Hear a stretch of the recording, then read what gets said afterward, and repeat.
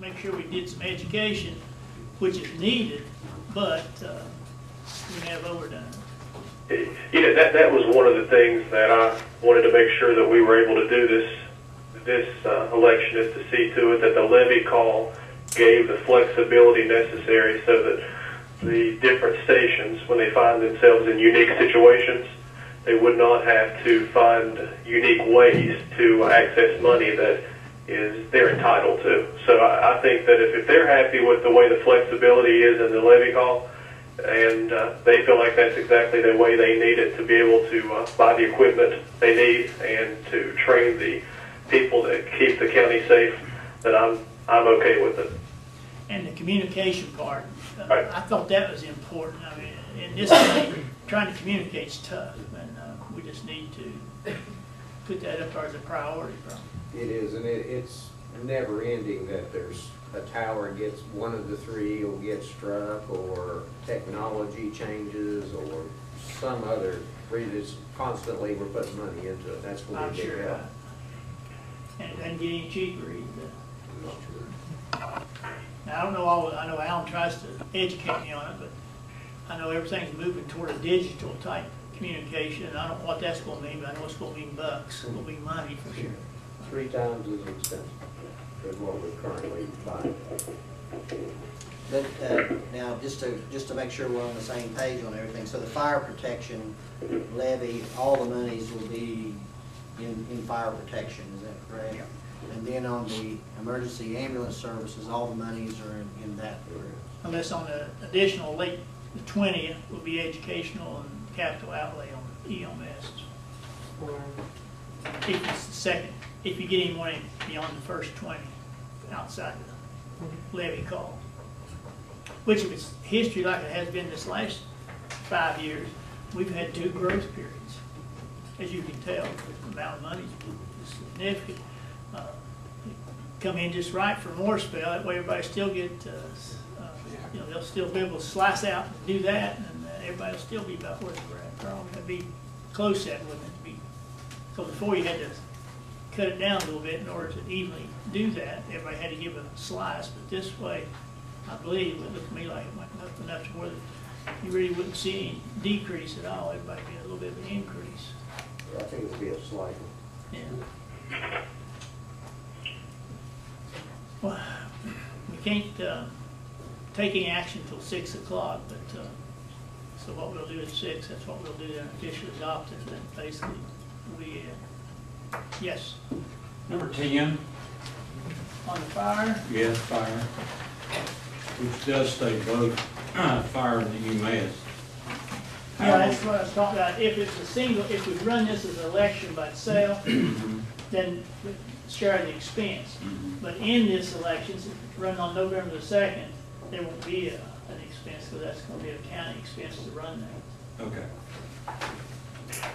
Now, if it would, for some reason, you know, if it did fail, that's one reason we're doing it in November, so we could run it again in the spring as a special election before July in order to try it again, and then the expense would be on the come out of the, says associated EMS, would really come out of your monies that you're going to get from the levy.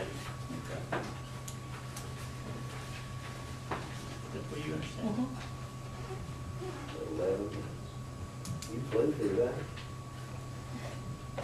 Now, the only thing that we ask, and probably needs to be discussed publicly just for public's information, is that we do still have the thing about having audits, making sure that the money is accounted for, and you understand that, everybody does. And the public wants that because that's their only way of, you know, keeping everybody doing what's supposed to be. So it's their money, we're just using it for a benefit of their community, basically.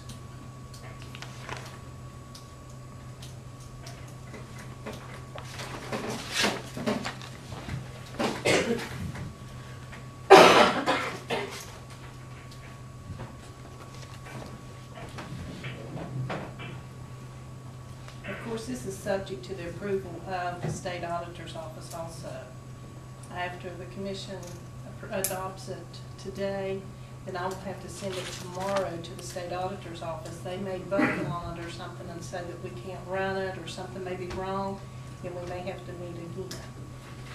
But it's upon their approval. And they'll check our money calculations too, on the levy rates and what it's gonna generate and those kind of things. So make sure it's correct, so everybody will know whatever's on that ballot will be, everybody's approved of it.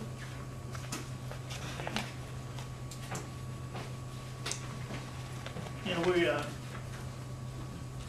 certainly, I believe that everybody in this room appreciates the work that's being done by the volunteer fire people and by the employees at EMS, but especially the taxpayers for putting this money. You know, every county doesn't have the setup that we got here, and we certainly need to keep that in mind and appreciate the people giving us the support. But I think that support comes because of the work that goes on day to day.